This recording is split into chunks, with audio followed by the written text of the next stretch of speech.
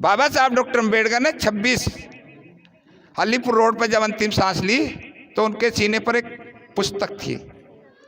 बताओगे कोई नाम उसका? आओ, तुम बहुत हाथ उठा रहे हो, वैसे एक्टिव है ये लड़का मेरे से। पुष्पेंद्र जी के लिए ताली बजाओ, क्योंकि सबसे ज्यादा एक्टिव यही हुआ है मास्टर जी के साथ। भारतीय संविधान। नहीं, बैठो, ताली बजाओ हौसले के लिए। वो थी भगवान बुद्ध और उसका धम्म, जो आपको मिलेगी, अभी बौद्ध जी देंगे।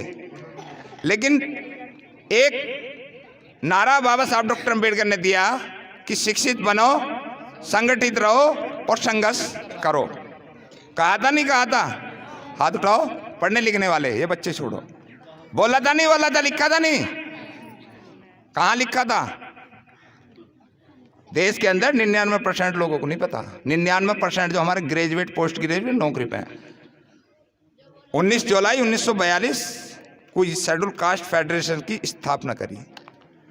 हमारे समाज के लोग बाबा साहब का जन्मदिन मनाने के लिए गए तो बाबा साहब डॉक्टर अम्बेडकर ने कहा कि मेरा जन्मदिन बनाने से तुम्हारा उद्धार नहीं होगा, मेरे बताए रास्ते पर चलोगे जब तुम्हारा उद्धार होगा। और उन्होंने कहा, क्या कहा? उन्होंने कहा कि अगर आप अपनी माँ की कोख में भी मर गए होते ना तो इस धरती का वजन कम गया होता।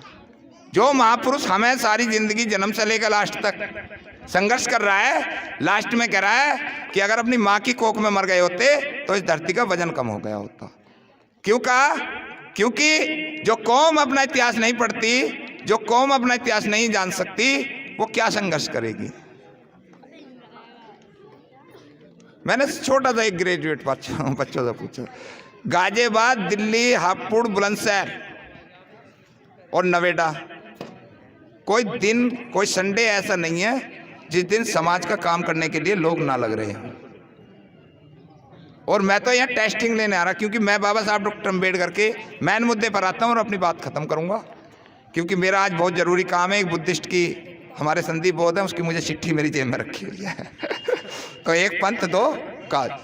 मैं अपने छोटे भाई जो प्रशांत जी हैं उनसे एक निवेदन जरूर करूँगा कि राजनीति चले या ना चले, साहब मान्यवर ने कहा कि राजनीति चले या ना चले, लेकिन समाज का कार्य कभी रुकना नहीं चाहिए।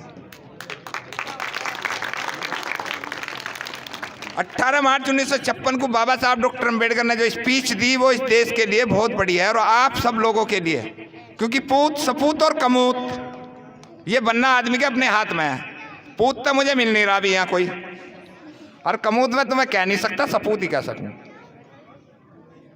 क्यों? 4 देश के अंदर पढ़ने वाला व्यक्ति, इस भारतीय संविधान का रचेता,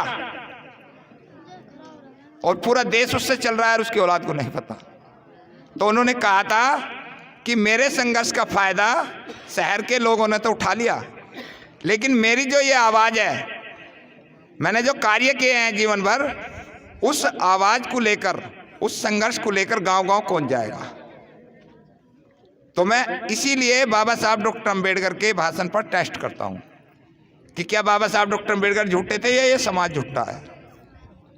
तो अभी तक तो झूठा ही झूठा नजर आ रहा है। बनते जी गलत कह रहा हूं?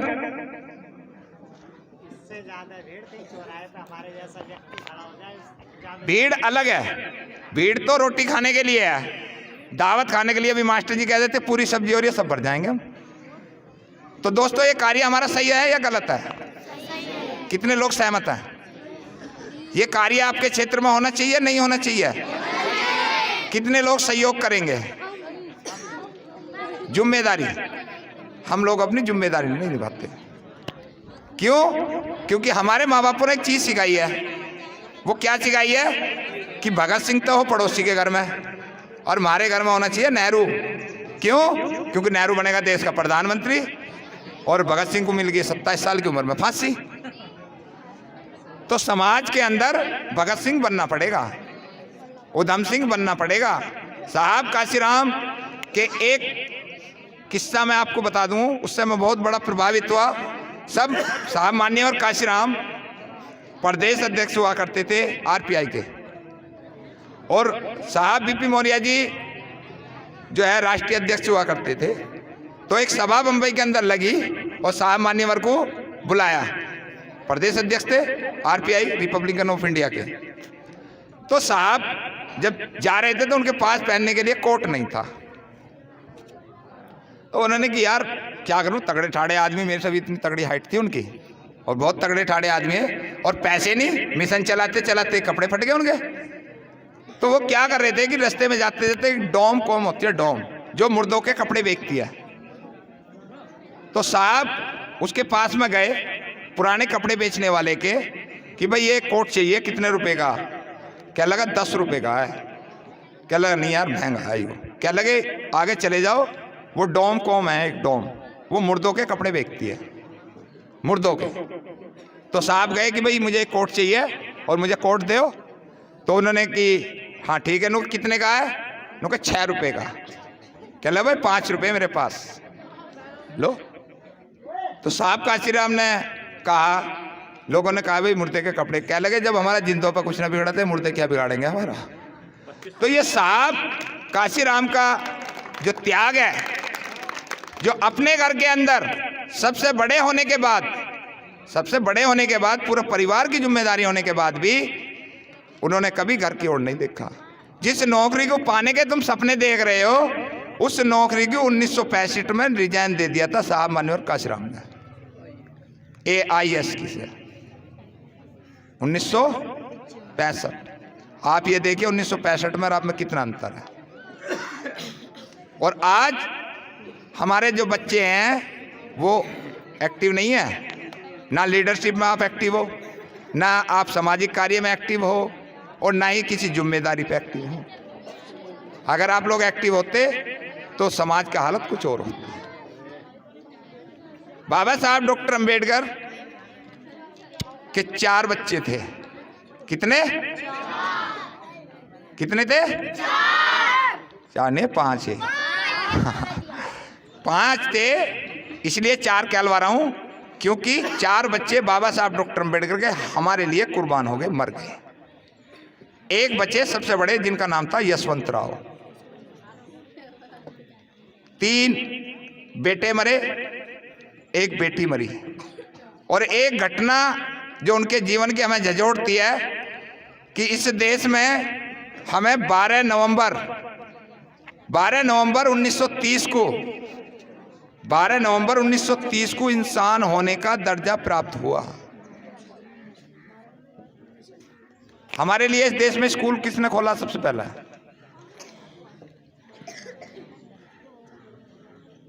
भैया बताओगे नहीं? इस देश में हमारे लिए सबसे पहले स्कूल की स्थापना कब हुई थी?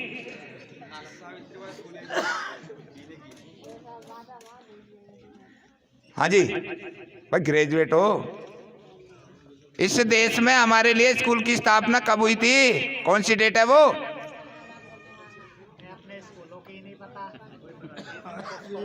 1 जनवरी 1848 राष्ट्रपिता महामना ज्योतिबा फूले ने करी थी। आप अंदाजा लगा लेना कि कितने दिन हुए हैं। ये सवाल है और ये इसलिए जानबूझकर आप लोगों से कहे जा रहे हैं ताकि आप सब लोग यहाँ थोड़ा सा जोड़ दो। क्योंकि कबीर जी कहते हैं कि पेट की भूख सबको सताती है, गधे घोड़े पशु पक्षी जीव जंतु सबको, लेकिन ज्ञान की भूख केवल इंसान को सताती है। आप सब लोग, हम यहाँ गांव-गांव कैडर कैंप लगा रहे हैं बाबा साहब की महापुरुषों की विचारधारा को फैलाने के लिए। आप सब लोग, एक तो जितने भी लड़के हैं उनसे मेरा ये बार बार मैं रिक्वेस्ट कर रहा हूँ कि एक तो फेसबुक बंद कर दें। फेसबुक बिल्कुल बंद कर दें पढ़ने वाले बच्चे, क्योंकि फेसबुक पर उल्टे सीधे बकचोद हो रहे हैं। और व्हाट्सएप उतना यूज करें जितना है, क्योंकि ये जो दौर आपका शिक्षा का चल रहा है वो वापस नहीं आएगा। एक बार क्या हुआ, एक बहुत सुंदर लड़की थी और उस लड़की जब वो जवान हुई तो उसके पिता ने कहा कि भाई अब शादी करनी है तुम्हारी। वो चल दी। उसके पिता घूमते घूमते पहुँचे। अब उस लड़की ने एक डिमांड थी, जिस घर में भी जावे उसकी एक डिमांड थी। कहने लगी पापा शादी उससे करूँगी जिसके 100 गुण होंगे। कितने गुण? 100। अब बाप बहुत परेशान, कभी नवादा में जा रहा है, कभी गजरोला में जा रहा है, कभी कहीं जा रहा है। अब जितने भी घर जावे वो एक ही बात रखे, भाई मेरी एक शर्त है कि जी बताओ कि भाई दहेज खूब दूंगा, सब कुछ दूंगा, लेकिन मुझे लड़का वो चाहिए जो 100 गुण वाला हो। गुण गिनवा दो। अब कोई 70 गिनवा रहा, कोई 80 गिनवा रहा, कोई 90 गिनवा रहा। अब वो लास्ट में घूमते घूमते जो है शेर सिंह बोझ जी के यहाँ पहुँच गया। क्या लगे जी आपके यहाँ लड़का बताया? क्या लगा ठीक है, तो लड़का है जी। नुके जी गुण गिनवाओ। क्या लगे जी 100 तो नहीं 98 है। 98 गुण मेरे लड़के के अंदर है, मैं गिनवा देता हूँ। लड़का जो है खुश हुआ, लड़के की हमारे बोझ जी भी खुश हुए, और लड़की का जो बाप हो खुशी खुशी अपने घर गया। तो घर जाने के बाद में लड़की से बातचीत हुई। उसने कहा पापा, क्या लगी बेटा देख 100 गुण वाला तो मिला नहीं, 98 गुण वाला मिला है, अब बता क्या करूँ? क्या लगे ठीक है पापा, आप रिश्ता पक्का कर दो और 2 गुण मैं पूरे कर दूंगी। उन्होंने कहा जी ठीक है। रिश्ता हो गया, शादी होगी। शादी होने के बाद जब लड़की जाती है 8-10 दिन के बाद में, अब वो शादी होने के बाद में एक ही बात रट लगा रही है, हाँ जी वे 2 गुण कौन से कम है उन्हें बता दो। नहीं कि क्या करना है, शादी होगी, खा पी ऐश कर। क्या लेकिन नहीं, सोते उठते बाट। नुका जी वो 2 गुण बता दो।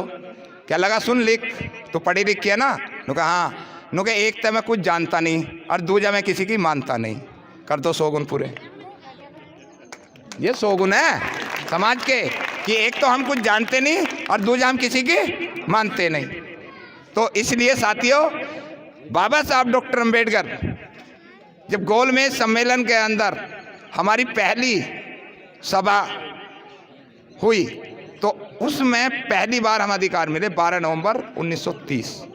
उससे पहले आगामी 25 तारीख को, ये जो 25 दिसंबर है, जिस तालाब के अंदर गधे घोड़े जीव जंतु पशु पक्षी पानी पी सकते हैं, उसमें तुम इंसान होने के बाद भी पानी नहीं पी सकते। 25 दिसंबर 1927 को मनुस्मृति को आग लगाई, जिसे बोलते महाड़ आंदोलन, तालाब का पानी। आप ये देखिए कि कितने दिन हुए हैं। और मनुस्मृति क्या कहती है? मनुस्मृति कहती है कि एक पढ़ेगा, एक लड़ेगा, एक करेगा व्यापार, और इन तीनों की सेवा करना तुम शूद्रों का है अधिकार। शूद्रों का, तुमका। और फिर बाबा साहब डॉक्टर अंबेडकर का संविधान क्या कहता है? उन सबको काटने के बाद में कि सब पढ़ेंगे, सब लड़ेंगे, सब करेंगे व्यापार, और अपनी अपनी सेवा करना, ये देता हूं मैं तुम्हें अधिकार। गलत करा सही करा? अब डॉक्टर अंबेडकर ने हमारे लिए करा क्या और कब किया, ये मैं आपको बता दूं और अपनी बात खत्म करूंगा, क्योंकि मुझे थोड़ा सा जल्दी जाना है। जब ओए बच्चों, जब हमारे पास पानी पीने का अधिकार नहीं था, जब हमें पानी पीने का अधिकार दिया बाबा साहब डॉक्टर अंबेडकर ने 25 दिसंबर 1927। जब हमारे ऊपर अत्याचार हो रहे थे, हमारी कोई रिपोर्ट नहीं, सुनवाई नहीं, जब इंग्लैंड से बाबा साहब डॉक्टर अंबेडकर लेकर आए साइमन कमीशन 1928, जो आप ही का पड़ोसी जिला ना सहारनपुर, इन्होंने काले झंडे दिखाए बाबा साहब डॉक्टर अंबेडकर को, go back Simon commission, go back. उसके बाद 1930, 31 और 32, 3 साल चला गोलमेज सम्मेलन। कितने साल बोलो? 3 साल। इसके अंदर हमारे 7 अधिकार पास हुए। 7 में से 6 अधिकार हमारे गवर्नमेंट ने मान लिए, और 7वें पर हमारा अमरण अनशन कर दिया मिस्टर गांधी ने कि 7वें अधिकार को पास नहीं होने दूंगा, मैं मर जाऊंगा। अब उस टाइम पे तो गांधी की हवा थी जैसे आज की डेट के अंदर बैठे हैं। तो उन्होंने कहा ठीक है। उस पर हमारा हुआ 24 सितंबर 1932 को पूना पैक्ट, 2 वोट का अधिकार उसमें वो होगा, ख़त्म होगा, आरक्षण का हो गया। तो उसमें उसके बाद 13 अक्टूबर 1935 को बाबा साहब डॉक्टर अंबेडकर ने घोषणा करी कि मैं हिंदू धर्म में पैदा हुआ, ये मेरे बस की बात नहीं है, लेकिन हिंदू धर्म में रहकर मरूंगा नहीं, ये मेरे बस की बात है। 1942 में शेड्यूल कास्ट फेडरेशन की स्थापना करी, भारतीय संविधान की बात करी और लिखा, और उसके बाद जाते जाते भगवान बुद्ध और उसका धम्म लिखा। तो क्या हमें बाबा साहब डॉक्टर अम्बेडकर को फॉलो नहीं करना चाहिए? फॉलो करना चाहिए नहीं? बोलो जय भीम, जय भीम, जय भीम। जय भीम इसलिए बुलवाता हूं ताकि जो ना ये ब्लड ये थोड़ा सा तेज हो जाए। इसलिए साथियों, आप सब लोगों का फर्ज है, अगर कोई मानता है तो भी और नहीं मानता है तो भी, भाई अगर मुझे अच्छा लगता है महापुरुषों की विचारधारा तो मैं आता हूँ, और आपको लगेगा तो आप भी हैं। एक तो मेरा जो भी आपके क्षेत्र के अंदर गांव है उसमें कैडर लगवाएं ताकि और जानकारी मिले। निःशुल्क आपको पुस्तकें मिलेंगी, लेकिन व्यवस्था सही होनी चाहिए, बच्चों की ना हो के बड़ों की। आप सब लोग ये बताइए कि बाबा साहब डॉक्टर अम्बेडकर की विचारधारा फैलनी चाहिए या नहीं? कितने लोग सहमत हैं? फैलनी चाहिए नहीं? इधर दिखिए, फैलनी चाहिए। तो उसकी जिम्मेदारी कौन कौन लेगा? 1 2 3 4। एक तो सम्मान एक अधिकार, YouTube चैनल सब्सक्राइब करना आपको। सम्मान एक अधिकार।